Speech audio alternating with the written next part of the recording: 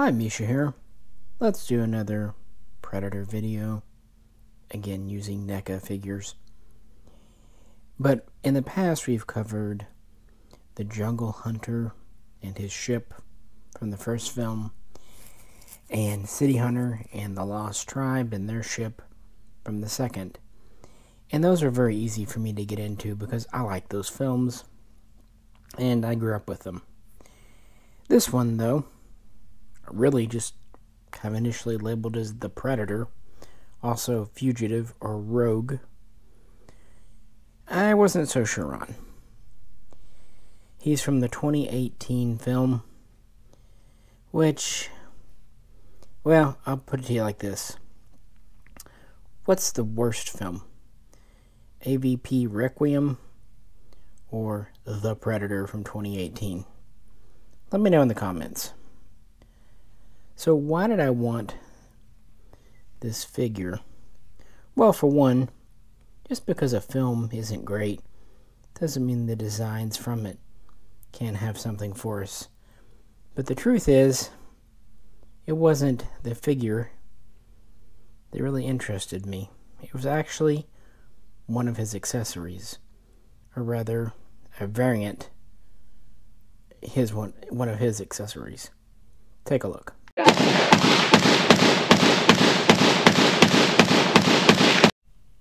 This is the standard Fugitive Predator, and this is the so-called Lab Escape Fugitive Predator. And this is his main accessory, main weapon. When I read that he came with a Swiss SIG SG552, I just had to pick one up. And I figured if I was getting the Lab Escape, might as well get the standard version too. Both are from the Ultimate series, although they're a little bit earlier on, so they're a little bit lighter on accessories, but still not too bad. So let's talk about them, their features, and do I like the figures better than the film?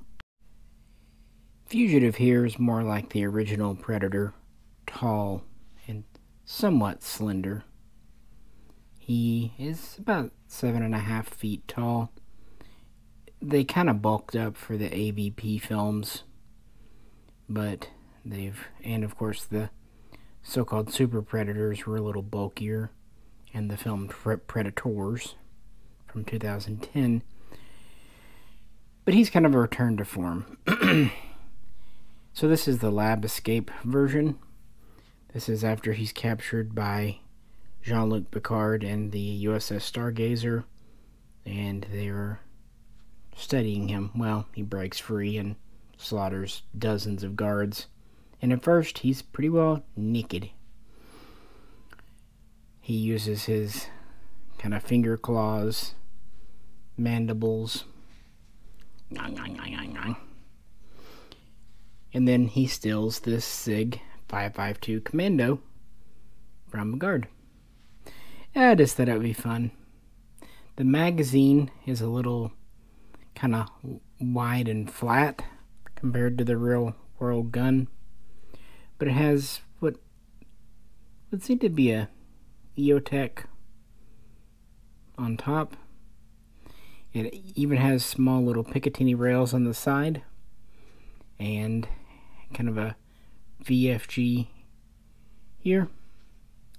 Even has a small charging handle on the right side and a stock hinge. So all in all, it's pretty neat, pretty well rendered. And while people usually think of Swiss SIGs in gray and green, actually a lot of them were and are in black. Those police trade-in 552s that Midwest sold years ago were all black, for example. And most importantly in the film, yeah, what they have is all black. The only other weaponry on this figure as it is are a couple of folded up shurikens on his belt, and and loincloth. That's it. He also comes with a few different hands, and he comes with a removed and damaged face mask. He also comes with an alternative head that does light up. That's kind of the big attraction, big draw for this character. But I thought if we're going to do him, let's do him kind of bare bones. And what's nice about him, articulation is actually quite good. Even like here.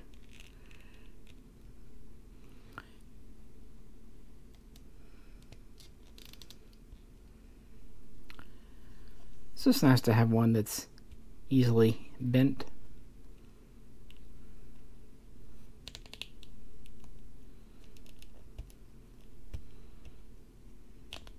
And they do rotate.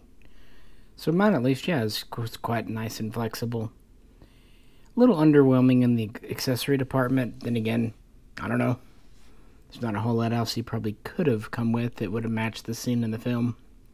And it is kind of neat to have a more just natural exposed Yatra body here. So, although I definitely am not a fan of the whole he's got some human DNA in him aspect of the film, I do like the look of this here figure, I'm not going to lie. And I think it's just cool to have a Swiss gun and, what is this, 112 scale? 110 scale? Whatever. He's about 8 inches tall. But of course in the film, he reacquires his armor and armament and goes on his little mission. What is his mission? I don't think even he knows. Because of rewrites in the film, it honestly seems to change. That was kind of the era. 2016, 2017 was the era of just, I don't know, writing by committee, numerous rewrites, bringing new people in, and this film suffers from it. Maybe not the worst in Hollywood, but it's pretty bad. No wonder he's angry. In fact, it's hard to tell if he's a good guy or a bad guy, or even what his morality is. Some have even speculated maybe he was a bad blood, a renegade, an outlaw. So here's our fully kitted up form again. Kind of a different look, with more plated armor. Almost would seem like it's leather. Obviously it's not. And he has they're more like forearm blades than wrist blades. And they are removable. And then there's 2 more on the opposing arm. These came a little bit bent in the package, but they seem to straighten out pretty well. He too is quite well articulated. His armor is actually quite soft and pliable. He's got little knee pads and everything. I kind of thought I'd probably like his look, because it is different. I don't mind different. I even like different. You know, change is the spice of life. And so his look is pretty cool. Kind of wish he had boots. I don't know, the whole exposed foot thing. His plasma caster, he's a righty. Seems like about 2/3, 3/4 of Yautjas keep it on their left, but he's one of the righties. And it's kind of a smaller, more flexible caster. There's no backpack attachment, so it kind of seems like a more modern design. And this is articulated on the bottom and the top. Yeah, so I do like it. It's a new type of caster. And he has a new type of biomask compared to previous Yautjas. Has some new features. And it also has a backup plasma caster or energy weapon here. Even capable of doing some auto targeting and firing for defensive purposes. Maybe because he doesn't have the full, like, computer on his wrist and the fleshlight launcher and everything. Instead, he's got these big spiky claws.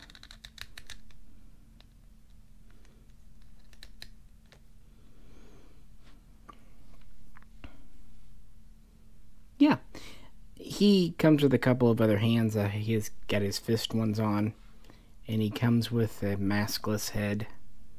And that's really it. He also has a shuriken that's deployed. No combi stick. No blast effect for his caster. He does seem a little light on the accessories. Honestly, well, I guess it'd be kind of hard because of the armor. As I said, they could have really just made one figure and made him a more decked out one, but it is a different look. The heads and everything swap out. Well, he does come with alternative forearms if you don't want the blades. They give you a different set of forearms without the peg holes for the blades. So I guess that's something. I mean, he does have the pieces. I'm just not real big on alternative hands and stuff. I usually just leave the gripping hands on and call it good. So at the beginning of the film, he's sometimes antagonist, sometimes maybe protagonist. But then, well, another Yautja, or nominally Yautja, pops in to fight Mr. Fugitive here. The so-called assassin predator, or upgrade predator. Yeah, like I said, this guy's about 7.5 feet tall. This guy is over 11, which translates to about a foot tall. And, well, he's a thing. Especially these legs.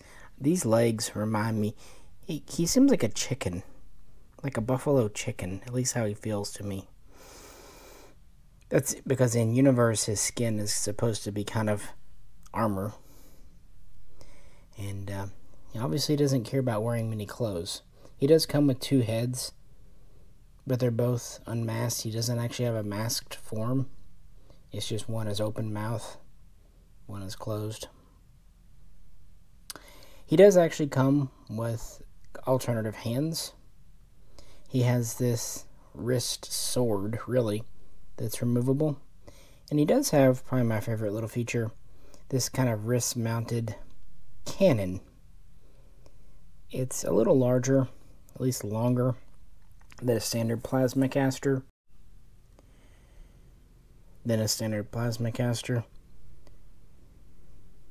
But considering how tall he is, that makes sense. On the other hand, it doesn't seem to be aimed at the targeting laser. Again, no biomask.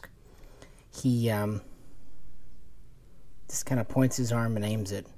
It's powerful, yet not great against quick-moving targets. It does unplug, and you can plug the filler in the hole if you don't want it there. So you might be kind of wondering why I bought this guy. I'm going to be honest, he's not really my taste. Well, I didn't set out to. I actually ordered him for Fox, and then I think Fox maybe forgot he had me order him, and then he ordered him again. So I was kind of left with him, and I just said, I'm kind of curious about him. Oh, I'll keep it. Take it. Whatever. He's different. I'll give it that. And different mold, different body all around. Interestingly, I guess for stability, the legs are on a ratchet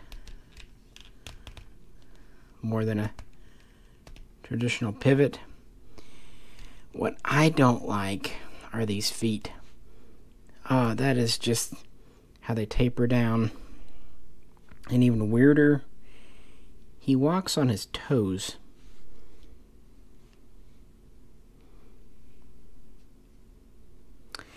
In universe, he's supposed to have been created, what am I trying to say? Blending the DNA of several species, which in the past would have definitely gone against the Yautja code.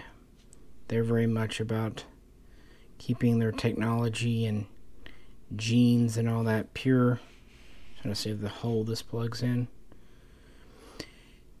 And I still think, of course, you could always just say both of these guys are just from rogue clans. Or you could just ignore it altogether because it's kind of silly, and that'll probably be the tactic that future filmmakers take anyway. Sorry, when you can't see, finding holes, at least this type of holes, is a little difficult for me. I didn't go over quite far enough. There's a little channel it kind of fits in. It plugs in quite securely, but I do like that it's not so tight that if he falls over, it'll just snap off. It'll just probably come off. I'm sure that was intentional. I don't know how you stand this guy. I don't even... He does have peg holes in his feet, but whew, you'd have to have a really good stand. I'd be afraid of breaking the peg holes off. I think the only way to really do it is to kind of stands it, go around his waist, kind of like more of a doll stand. Or just have him dead. I think it's kind of fitting that the leg does tend to be the the weak point in his design. I'm just not really a fan of this whole beefy thing. You know what would have really saved him? If he'd been played by Hulk Hogan. Of course, he killed Fugitive very quickly, and it was left up to humans to slaughter Upgrade here. I'm happy that Prey has kind of returned to more of a traditional Predator. This, like, bigger, beefier, hulkier thing. Way too 90s for me. But I actually do like Fugitive more than I thought I would. What do you think? Maybe you like Lab Escape. I like him too, but then again, I'm kind of biased because he comes with the SIG. This one's interesting to check out, and he'll be a kind of a conversation piece in the collection. But of the three, he is actually my least favorite by far. Yeah. Maybe if he had more armor and stuff, but he's just so big, and look at these legs. I'm not blaming NECA. That's the design. In the film, he was totally CGI. So, they could do it, but in the real world, that would never work. Not with Earth gravity, anyway. But these guys, yeah, they're perfectly sized. Of course, in the past, 7-foot-tall Predator were played by real actors like Kevin Hall. So, they just kind of come across as more believable. And more interesting. This guy had a little bit of the just too big. You know, if he'd been, say, 9 feet tall. Okay. But over 11. But, oh well. Because of Fox, I have him, and I had kind of toyed with getting him before, so it wasn't something that I'd strictly ruled out. I just had taught myself out of it. My favorite aspect, again, is his arm cannon. I do like that.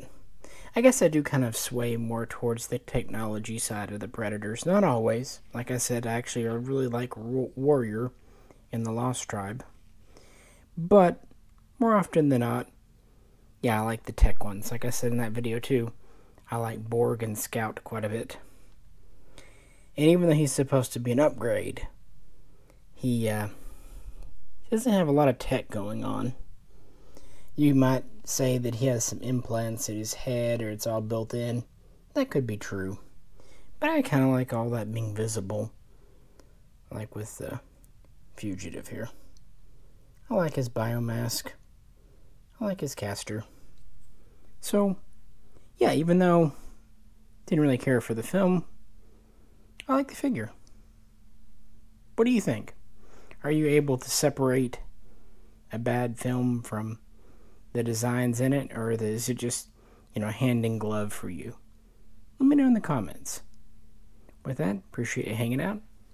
This is Misha, and we'll catch you very soon next time.